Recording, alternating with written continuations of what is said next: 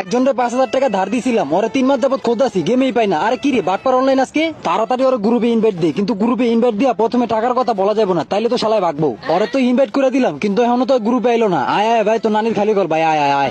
এই তো বাটপার শালায় আইছে। আরে আতর ভাই নাকি? কি অবস্থা ভাই, কেমন আছেন? আমি কেমন আছি এটা পরে বলতাছি, তুমি আগে বলো এতদিন গেমে আসো নাই কেন? আপনার ভয়ে ইয়ে ইয়ে মানে মানে ভাই আপনি গেমে আসেন না তো, তাই আমিও গেমে আসিনি।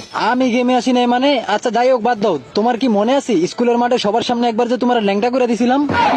সি ভাই, এসব কথা বাদ দেন। এটা আমার মনে থাকবে না মানে? এটা আমার সারা জীবন মনে থাকবে। আচ্ছা তোমার কি এটা মনে আছে তোমার আইডিতে একবার যে আমি 2,000 ডায়মন্ড টপ আপ করে দিছিলাম? আরে হ্যাঁ ভাই, মনে আছে। এইগুলো কি কখনো ভোলা যায় নাকি? আরে ভাই তোমার ব্রেন তো দেখি অনেক ফ্রেশ, তোমার তো সবকিছুই মনে থাকে। আরে হ্যাঁ ভাই, আমার স্কুলের ম্যাডামও আমাকে বলছে আমার ব্রেনটা নাকি অনেক ভালো। ও আচ্ছা এই কথা। আচ্ছা তাহলে কি তোমার এটা মনে নাই তুমি যে আজ থেকে 3 মাস আগে আমার থেকে 5,000 টাকা